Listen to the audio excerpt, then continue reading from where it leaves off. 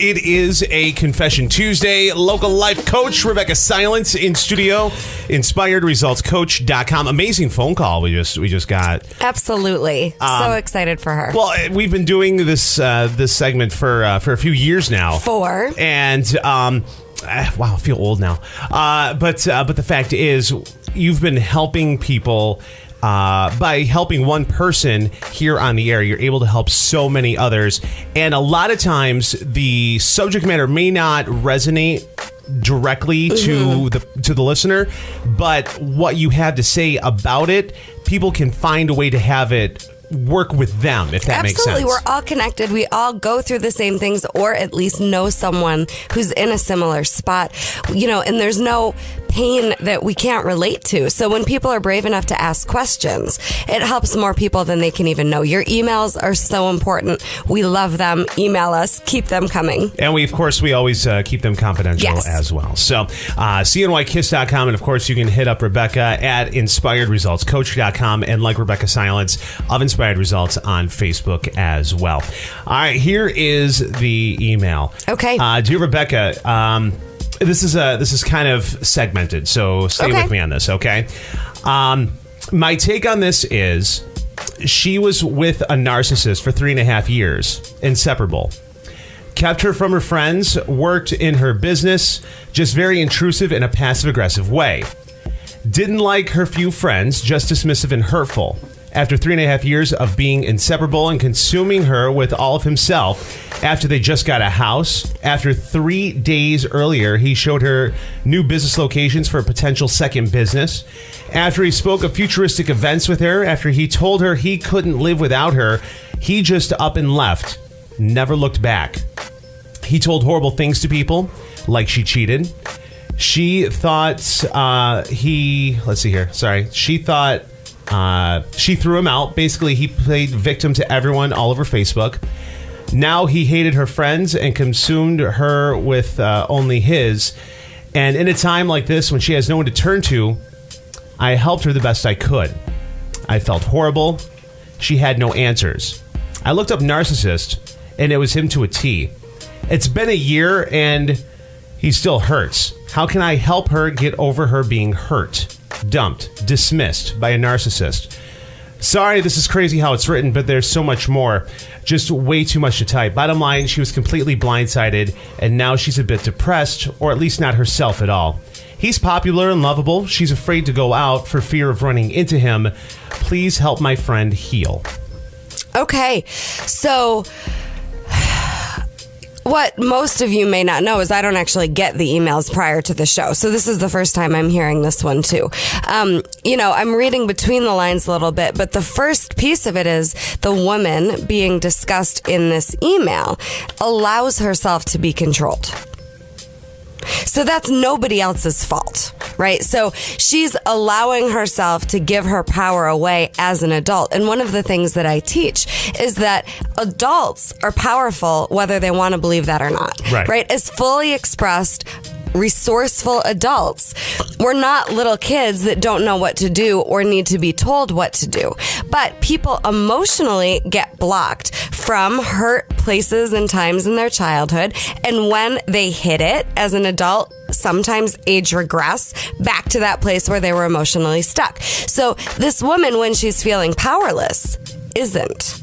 If you're ever feeling powerless, my coaching is question that. You're powerful, and have you just forgotten that there is so much that you have control over? One of my favorite things to say to myself in moments of kind of panic or fear is I'm always at choice. Right. I have a choice right now. Off the air, I was just telling you about a choice I have to make, and it's kind of a funny one, but still it's a big decision. Sure. And I'm at choice. I don't actually have to do anything. So one of the things that I do with me and that I coach my clients to do is to wait until they feel clear and empowered before making decisions. If you're scared or feeling powerless, my coaching is wait to take action. Because how many times do people make decisions when you're going to have to clean it up later? Exactly. It's just going to blow up more. Yeah. And then it's okay if you know I just made a decision out of fear and now I have to go clean it up. You're human, but just do your best to learn from that and do your best, if you're aware, to wait to make a decision if you're scared. So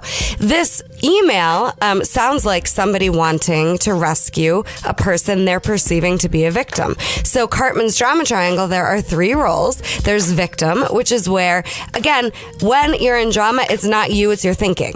So you may have heard me say that before. You may not. Say that one more time. So when you're in drama, it's not you, it's your thinking. So this person in the email, I'm not saying what a victim. I'm saying she is being treated by the writer of the email as a victim. Right. But it's her thinking. She is not a victim. She's a powerful, resourceful adult woman making her own choices and essentially making her own bed. So when someone tries to rescue a victim, they will always become the victim.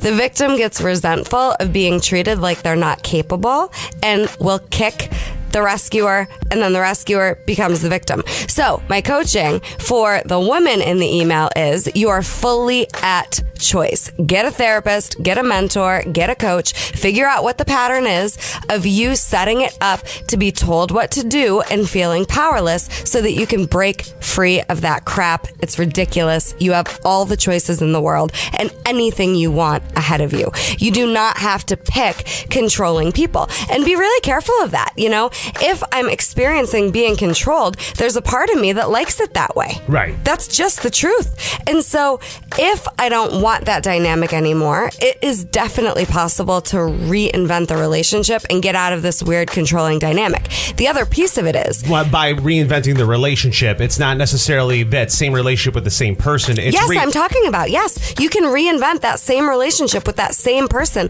to look a different way. Okay. So the other piece I wanted to say is that controlling stuff, it's called codependence, and it goes both ways. So I guarantee she was trying to control him in some ways too.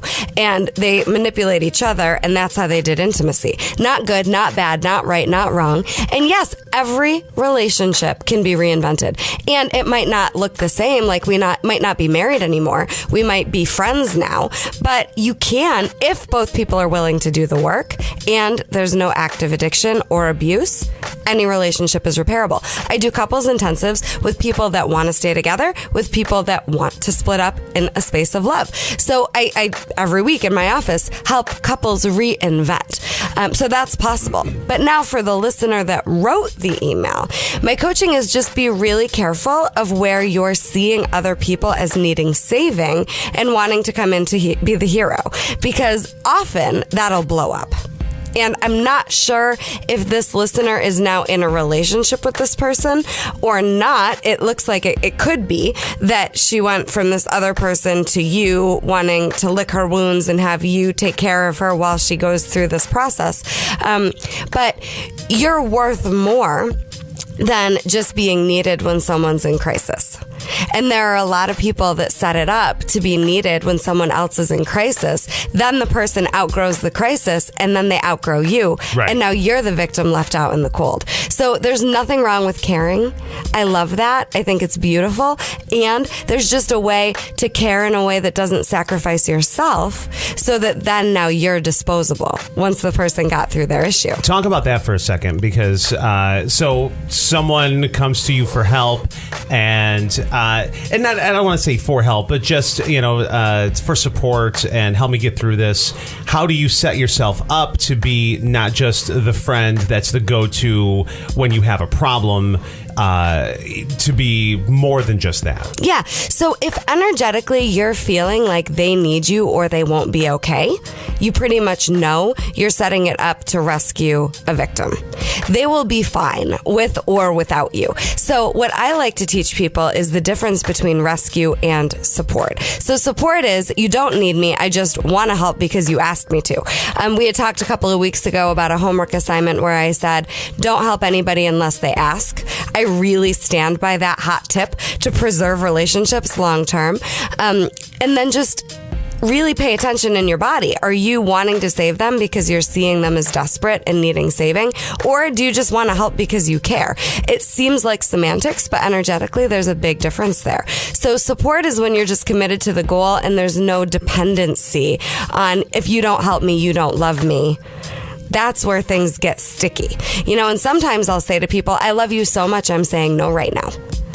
because it's just not going to work long term for us if I agree to this. And some people are like, well, because you didn't do what you came to me for help, and because you didn't do that's a huge my one. Suggestion, that means you didn't, and you don't love me, you don't value me because you didn't do what I suggested, even though you came to me for help. Right. And so one of my 16-year-old clients said once in a coaching session, so Rebecca, you're telling me that the rescuer just basically keeps the victim stuck.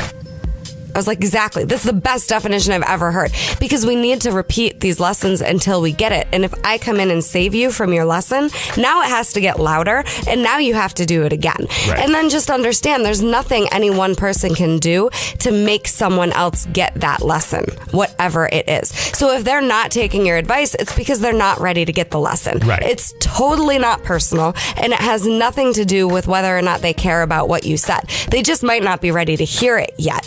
So understand that people are going to do what they're going to do. Their path is perfect for their highest growth. What I do is I ask people, do you want me to be your friend right now? Do you want feedback? And then if I give feedback, I literally just talk about me and my experience. Well, this is what I've done, but I'm not saying it's what you should do.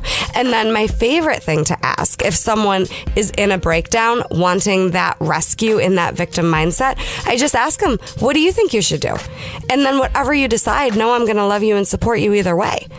I think that's one of the most powerful things that you can say to somebody. Whatever you decide, I am going to love and support you, no matter what. Local life coach Rebecca Silence, InspiredResultsCoach.com. This is Confession Tuesday.